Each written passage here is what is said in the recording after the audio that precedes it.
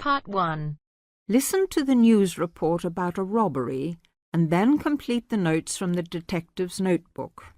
First, you have some time to look at questions 1 to 6.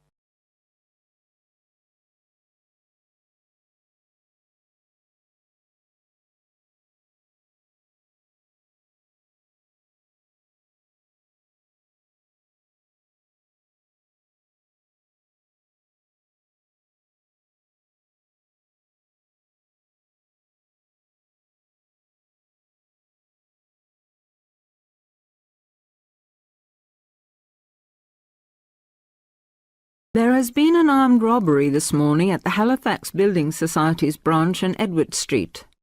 John Briggs is at the scene with Detective Sergeant Henry Lawson. Detective Sergeant, can you tell us what you know about the robbery? Yes, the raid took place this morning shortly after 11:30 when a man accompanied by a woman went into the offices of the Building Society and asked to see the manager. There were no other customers in the building at the time. They were let into the manager's office, and the woman produced a gun from her handbag. Then they took the manager back out of his office and made him tell the cashiers to hand over all the money they had in the tills and in the safe. It came to about $25,000. Presumably you have a number of witnesses. Yes, we have a good description of both of them. The man was about 1 meter 80 centimeters, around 35 years of age, with blue eyes and short, curly red or ginger hair. He was wearing jeans, a green sweater, and a 3/4 length blue coat. When he spoke to the cashier when he came in, he called himself Mr. Erickson, but we doubt whether that is his real name. But we do know that may be his real name. He also spoke with a strong Scottish accent, which may help us to trace him. Before you hear the rest of the conversation, you have some time to look at questions 7 to 10.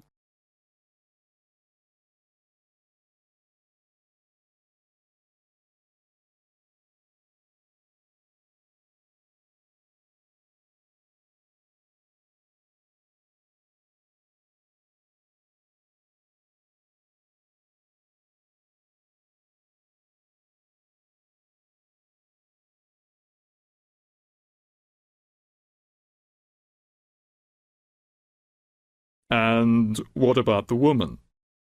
Now, she is in her early 20s, slim and quite tall, about 1 meter 70 centimeters.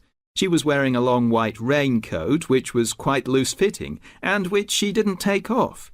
She had a beige handbag, which they used to hide the gun in.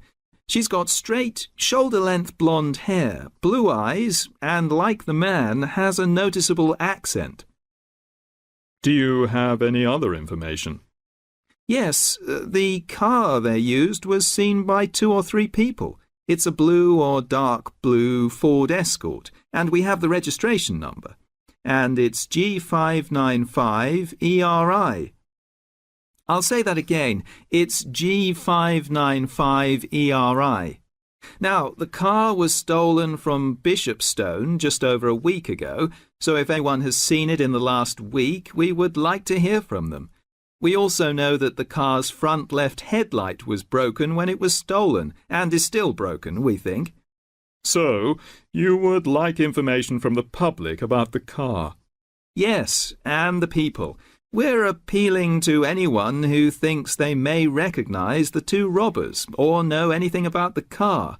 We've set up an incident room in Swindon, and the telephone number is 774529. So we would like people to ring us if they have any information. And of course, all calls will be dealt with in the strictest confidence. Thank you very much. Thank you. And the number again, if you have any information, is 774529. And now back to the studio. That is the end of part 1. You now have half a minute to check your answers.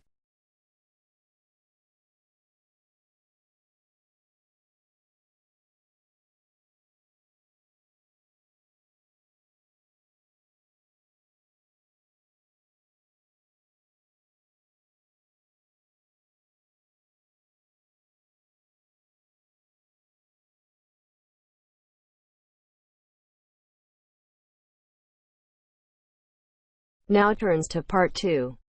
You will hear a talk at an open day at an alternative health club. First, you have some time to look at questions 11 to 15.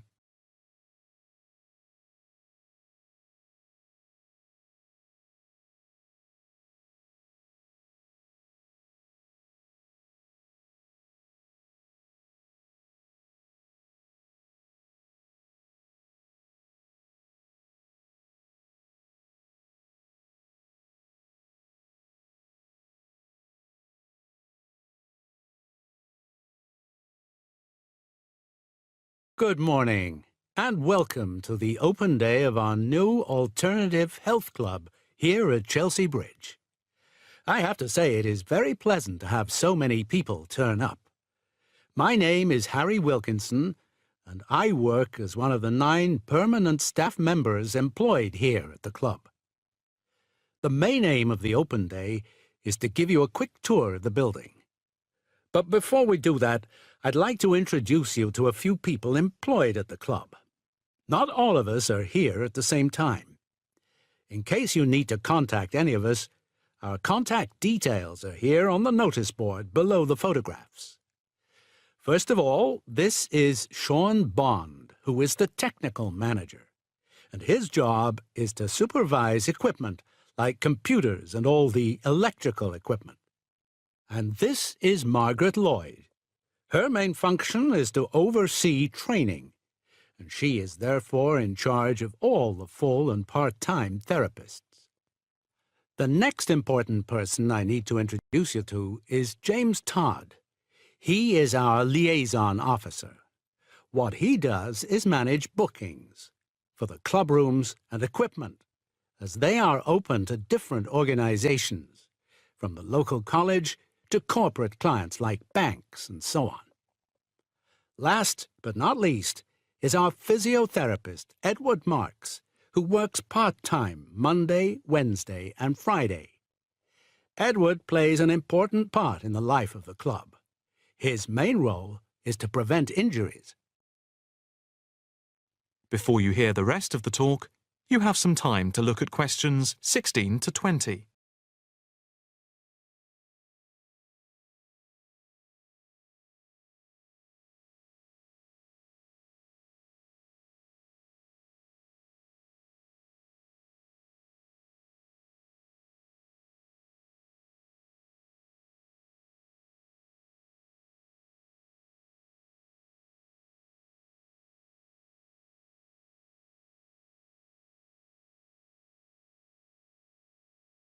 Now for the various amenities. You see that the club has quite a large capacity and is arranged over 3 floors. There is a lift by the reception and the stairs. On the ground floor there are 2 large halls which are used for yoga, tai chi, Pilates, and dance and fitness classes for different age groups, with a shop and cafeteria over here. On the first floor, we have a full range of fitness machines, which are available in the large central hall, around which there are various offices. The changing rooms are also on this floor. On the second floor, there is a series of small therapy rooms with waiting areas for clients. These may be booked by individual therapists. There are also 3 classrooms, which are used for teacher training and group therapy classes. We have a very extensive therapy training program accredited to the University of Manwich, with training in counselling, for which we have 3 programs at the moment. As regards the various types of yoga, acupuncture, and the Alexander technique, there are currently 9 different training classes going on. Information about the training can be obtained from the brochure, which you can pick up at reception and from the club website. There will be a chance to talk to trainers for those interested in counselling this Saturday at 10 a.m. For yoga, etc., there will also be an informal gathering of trainers on Thursday at 4:30 p.m. So, if you are interested in becoming involved, this is your chance. That is the end of part 2. You now have half a minute to check your answers.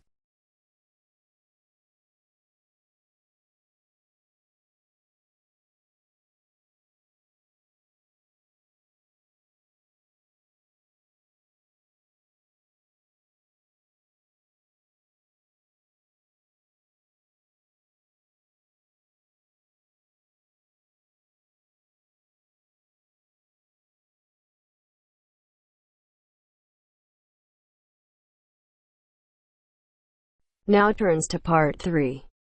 You'll hear a tutor and a student talking about the history of the scientific method. First, you have some time to look at questions 21 to 25.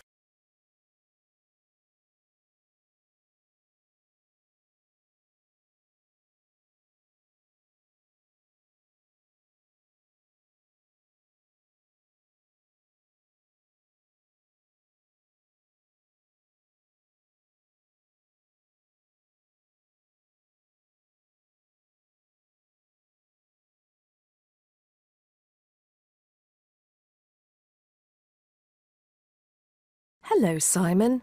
Come in. Take a seat. Now, I wanted to talk to you about your assignment. Yes, the one on the scientific method. That's right. I just wanted to see how you were getting on. Well, I think it's fine. I mean, I haven't done a huge amount of work on it because I've been working on other things. But what I've read so far seems fine. How many of the references that I gave you have you managed to get hold of? Not too many, I'm afraid. It seems that everyone else is working on the same things at the same time. And every time I look, the books are checked out from the library. Right. Well, I think that we can go over the main ground together now. That way, even if you don't manage to go through all the references in detail, you'll still have an overview.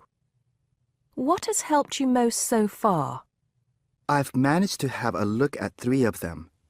I thought that Johnson made some good points, but it was hard to follow the line of her argument.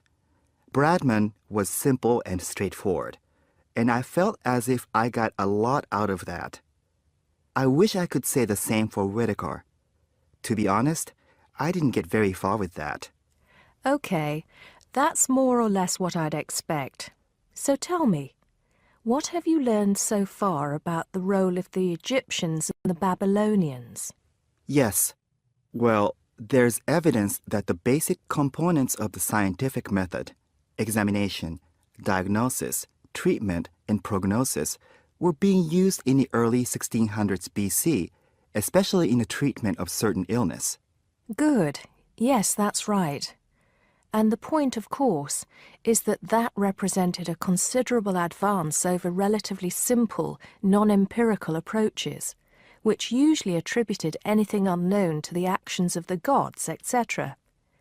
Of course, the Egyptians and Babylonians did this as well, but what we see emerging here is a willingness to base opinion on systematic study of the real world, which is at the root of the scientific method. I see. Right, yes. And then that reappears later. Yes, although don't get carried away with the idea that it was a simple process of development. By the time we get to ancient Greece, let's take the period towards the middle of the 5th century BC, the rules governing the scientific method were practiced on a widespread scale, but there were still many people who believed that real truth could only be acquired by pure rational thought. Plato, of course, had a great influence on the development of the scientific method during this period. Through his academy. That's right. But then, as we know, a great deal of understanding of the scientific method disappeared as the old world order collapsed. It wasn't until the Middle Ages, sometime before the 11th century, that several versions of the scientific method emerged from the medieval Muslim world, all of which stressed the importance of experimentation in science. Right. I think I've got the historical timeline. Before you hear the rest of the conversation, you have some time to look at questions 26 to 30.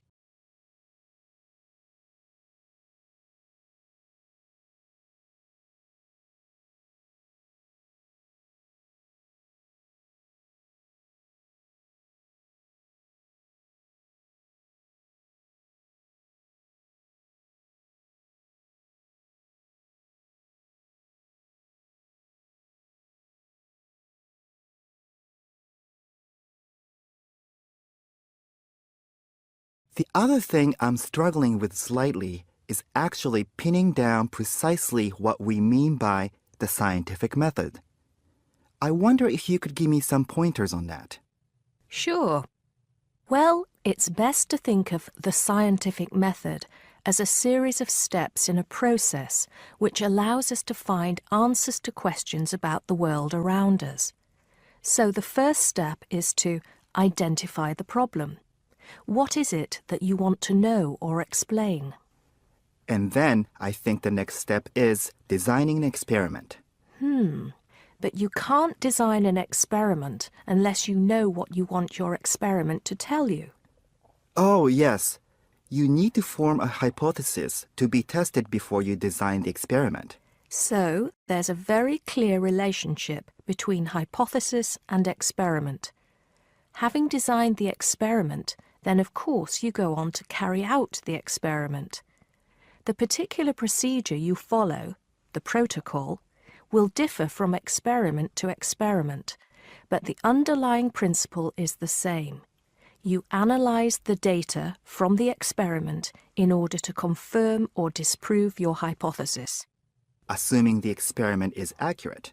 Oh yes, if there's anything unusual about the data, or if the results are at all surprising, then you need to ask yourself whether the experiment could be flawed and whether the data could be unreliable.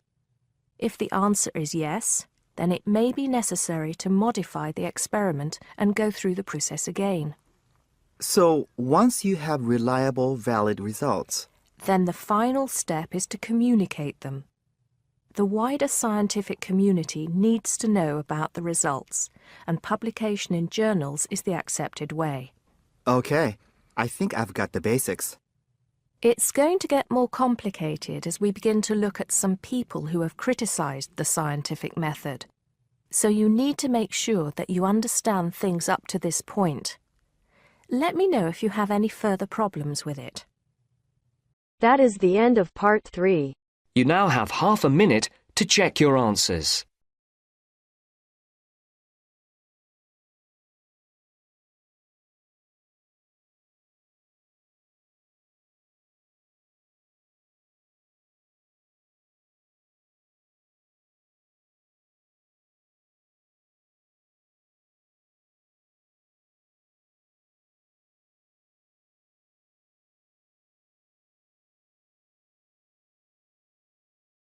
Now turns to part 4. First, you have some time to look at questions 31 to 40.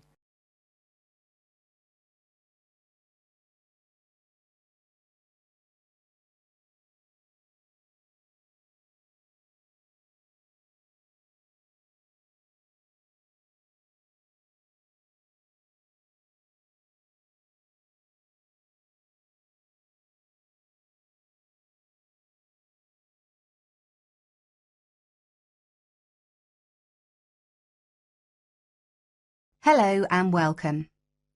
My name's Carolyn Tan. Just as there are a great number of different courses and places to study here, the teaching methods used and the skills you need will vary, depending on the subject you study and the college or university you attend.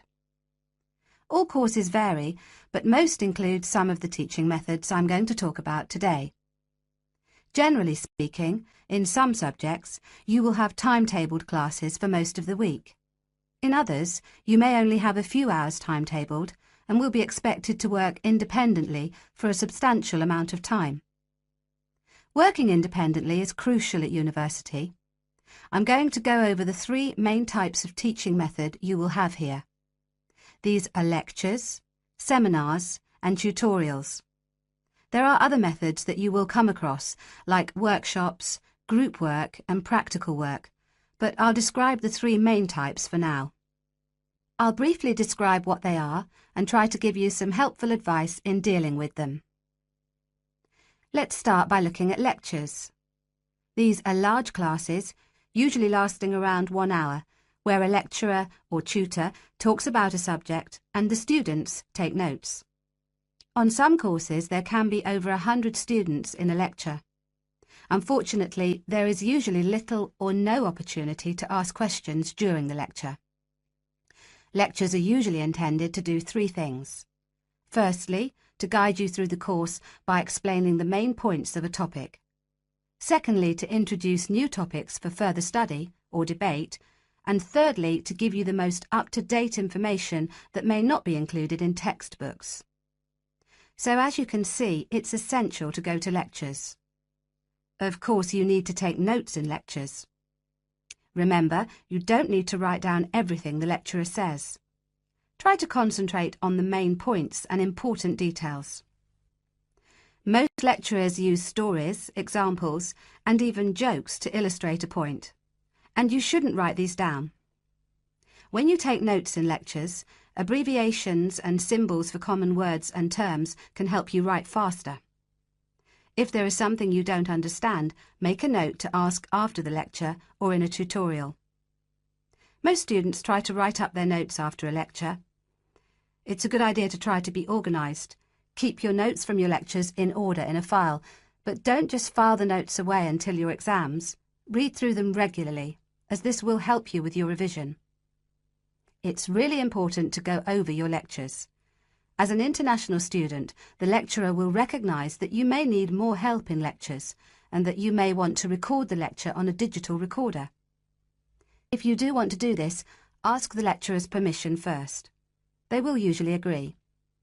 Finally, don't worry if you find it difficult to understand the lecturer at first.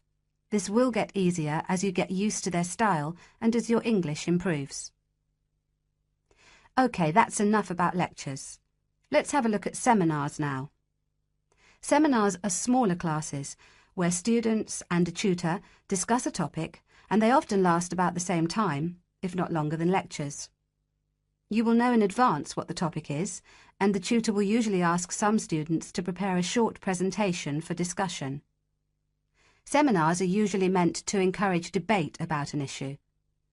This means different opinions will be expressed by the tutor and students. The aim is not for students to be told the correct answer, but to understand different arguments and make judgments about them. This process helps you learn to analyse topics critically.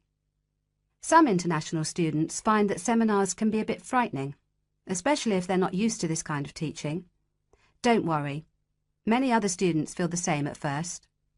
Participating actively in seminars is an important part of the learning process, so try to contribute, even if it seems difficult at first.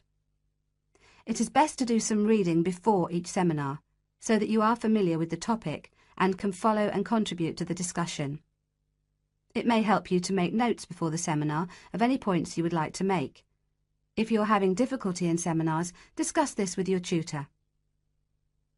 And finally, I'll give you information on tutorials. Tutorials are meetings between a tutor and an individual student or small group of students. These usually last between 15 and 30 minutes. In a tutorial, the tutor will give you advice and guidance on a piece of work you are doing or a piece of work you have completed, or even a problem you may be having with a topic or with study methods. You should try to ask questions during tutorials about your work or about topics raised in lectures and seminars. Well, that's all for teaching methods. I'll go on now to talk about the different kinds of examination. That is the end of part 4. You now have half a minute to check your answers. So guys, don't forget like, subscribe and share my YouTube channel and my Facebook page, IELTS updates and recent exams. For more updates related to recent IELTS exam writing as topics, listening, reading, practice test and speaking, you got guesswork.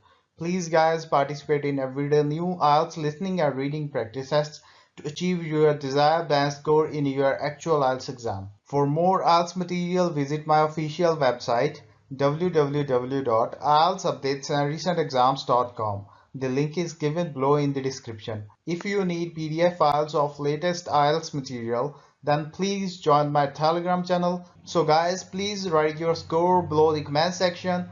Again, thanks for listening. God bless you all guys. Stay tuned, stay safe.